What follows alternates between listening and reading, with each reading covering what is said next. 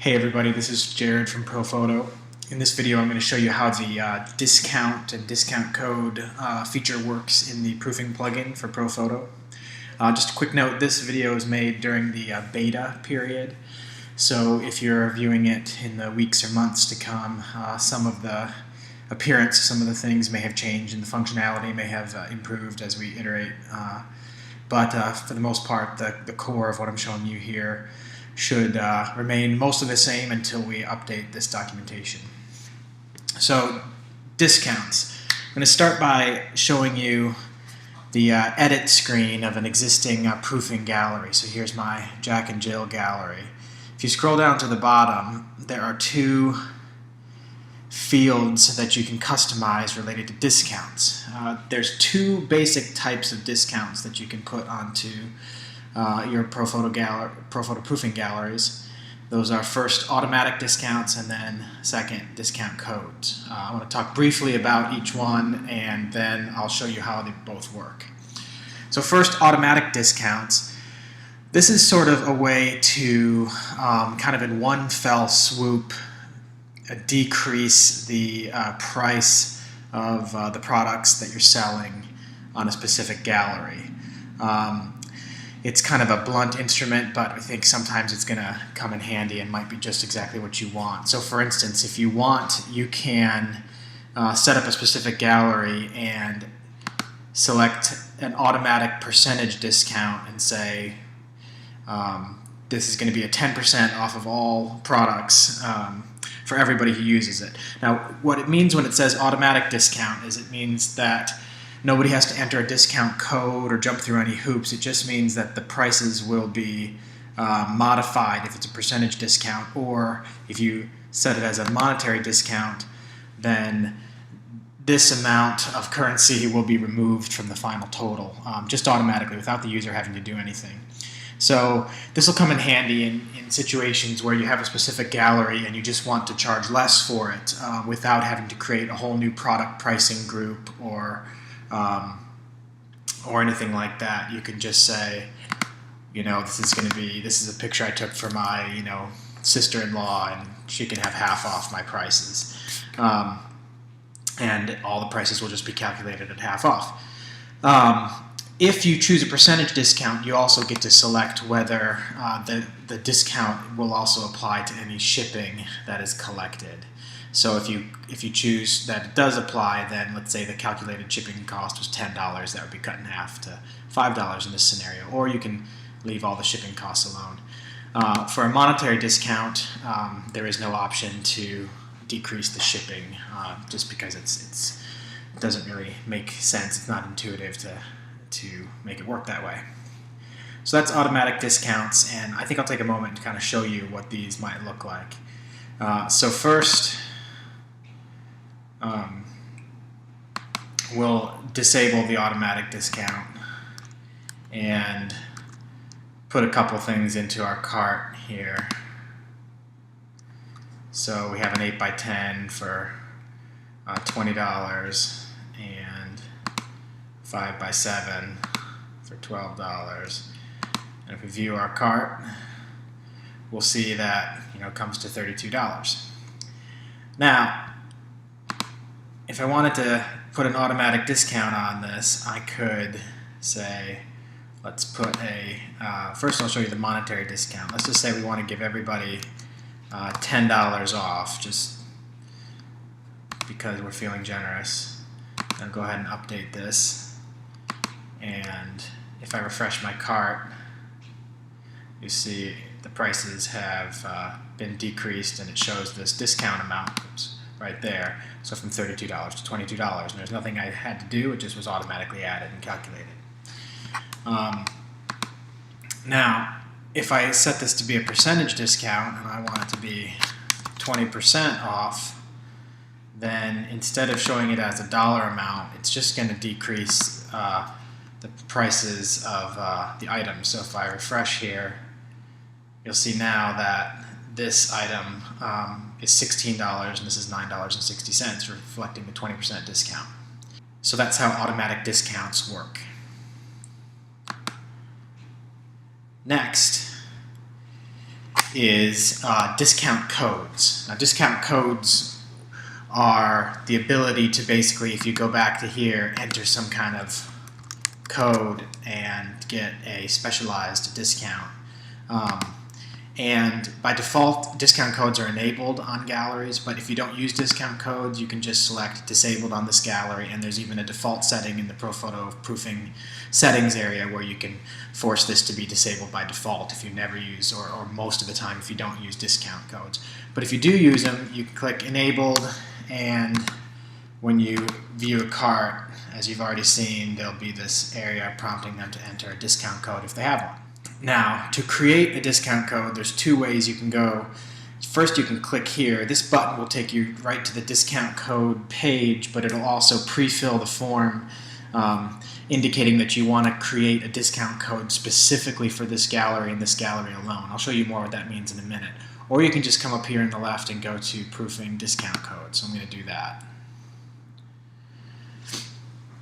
This is the discount codes admin screen. There's two main parts. There's a big form up top where you can set the parameters that allow you to create a new discount code. And there is also an interactive table in the bottom that shows you a report of all your existing codes and what status they are, and it gives you a lot of helpful information. So I'm going to go over both of these briefly here. First, I'm going to show you how to create a new discount code. I'm going to go through each of these fields. So if you want to create a new code, first of all, you can type in the actual code if you want it. It says optional because you don't have to type anything in here. ProPhoto will generate a unique, non-consecutive code that you can just use. So if I generate one right here, and we'll give it the name of my test just so you can see it come in, then you'll see down here that my test code has come in with this newly generated code. But if you know the name of the code, you want it to be, Susie Q or something like that, then you can go ahead and create a new code, and it will dutifully use the code you entered, unless there's already a code with that name, in which case it's going to give you an error message. So that's code. I'm going to come back to that in just a moment. Code name is totally optional. It doesn't appear anywhere. It's not going to be used by your users or seen by your users, but if you end up having these auto-generated or just crazy hard to remember codes, and you want to remind yourself what they were for, this is for client Lucy, then that just kind of helps you as you're looking at this table. It's kind of a note to yourself of what the code was created for. So again, totally optional. Number of codes. What this means is when you're generating a code can actually have multiple codes within it. And so what do I mean by that? Well, let's say you are shooting a wedding and you want to make 15 or 100, you can do as many as you want, codes, just for, all with the same expiration date, all with the same amounts, and etc., then you can just say, for the sake of explanation and demonstration here, I'll just say I'm going to make a code that actually has 5 codes. When I create it, it'll come down here, and here's my new code, but it's going to give me a note that says this is actually 5 codes. If I click this, I can see all 5 of the codes that were created. So again, these are not guessable. They're non-consecutive. They're all randomized, and so they're pretty secure. Nobody's going to be able to just brute force figure out one of your codes if you allow ProPhoto to generate it.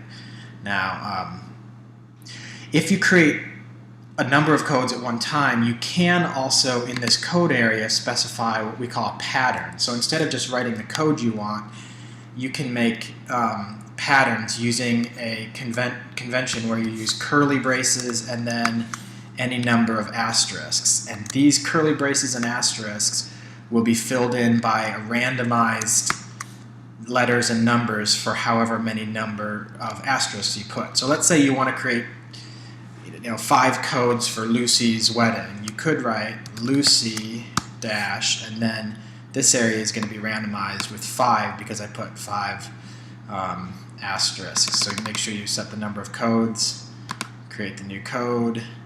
Now down here it's going to show you Lucy with the 5 stars. If you want to see the actual codes, you click here and you see it's generated for you 5 codes. So in that way you can use patterns to create multiple codes. That's probably the most complicated thing, and the rest of this is pretty self-explanatory. You can set codes to expire after a set number of days. So say I want this to expire after 30 days, then it won't work after 30 days. There are 2 different main types of code. Monetary discount, that means, in this case, give $10 off, or a percentage discount, 10%. You can adjust these numbers, obviously. As with the automatic discount, if you've chosen a percentage, you can also select whether it's going to apply to shipping or not to shipping. If you've selected monetary, that option is not available. Further down here, you can set whether you want there to be a specific number of uses. 0 means no limit at all, but if you want the code only to work once, you can just hit 1, and that code will instantly be unusable after the first time it's been used. Or you can set it for 100 or whatever you like. Next, you can tie discount codes to specific email addresses, so that you can, let's say you want to give just your bride a certain discount, then you can put her email address in here, and if anyone tries to use her code, then without being logged in with her email address, then it won't work. So, and you can put multiple email addresses, just you put them on separate lines, and that will tie a code or multiple codes to specific email addresses. Finally, you can narrow the scope of the discount codes. By default, they're valid on all galleries, but you can also choose to have them be only on specific galleries. The button I showed you in the Edit Proofing Gallery screen, where it says Create a Discount Code for this gallery, just opens up this page with the correct specific gallery pre-selected. Finally, you can choose whether the code applies to all products, which is the default, or whether the discount only applies to certain product categories. Or finally, you can even get as granular as specifying only selected products. So whenever you've got these filled out correctly, you just click Create New Code, as I have already kind of shown you a few times in this demonstration, and immediately your new codes will pop to the top of this existing codes table. So the existing codes table you've seen me use just a little bit already, but basically there's as many as 3 sections. The green section shows all codes that are considered valid, and valid just means they haven't expired and they have not been used up. Down at the bottom, if you have any codes that have been used, they'll appear in yellow. And used means you've said this code can only be used X number of times, and if it's been used that many times, it'll show up here as used, and if anyone tries to use it after that point, it won't work for them. And then finally at the bottom, there's expired, all your expired codes as well, meaning that the date you set for them to expire has already passed. But they're still shown here just kind of for your curiosity's sake. Now, in numerous places throughout this table, you'll see blue links with parentheses. This is sort of the table's way of indicating that if you want to dig for more information, you can click there and find more. So for instance, this code we just created, which has this 2 designation under products, that means that there are 2 more bits of information for you, specifically that this code was created to only affect 8x10s and 5x7s, and so by clicking that you can expand that.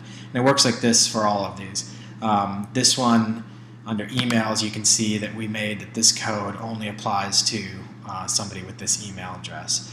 Over here, if you have multiple codes, you can click to see those, and on and on and on. Down here is an example of the used column, shows you how many times a given code is used. You can see like this foobar code was used 1 time, And if you have multiple codes, it'll actually show you which codes. Over here I have this code, which is actually 3 codes, and it's used once, and if you're interested which one got used, then it'll show you by clicking that. So there's all kinds of these you can dig into and find more information. If you want to see all of these expanded, there's this handy little button down here. Just click Expand All, and then you've got everything opened up to where you can see it. This is also handy because you can copy the entire contents of this table, and if you paste it into a Excel or Numbers or something like that, you can just get this straight over into a spreadsheet if that floats your boat. You can delete codes whenever you want. So here's, this test code I made that I don't really care about. I'm going to click delete, and that'll disappear. So just hovering over these shows the created date just changes into an option for you to click to delete it. We've also got some useful buttons here. If you have a bunch of expired or used, you can delete those all in a batch. So I'll say I'll delete all my expired codes just because I don't need to see those, and those will be gone. So now that you've seen how to create codes and how to sort of view and inspect your existing codes, I'll show you what it looks like for the customer to enter the code. So if I come over here to my cart, and if I enter that code in and submit it, it's going to communicate with the server, and if it found the code and it was accepted as valid, it's going to give you this green check mark, and you'll see that the discount is shown there and applied to your total just automatically. If the user puts something in that is not a real code, it's going to shake back and forth to show them that was not accepted.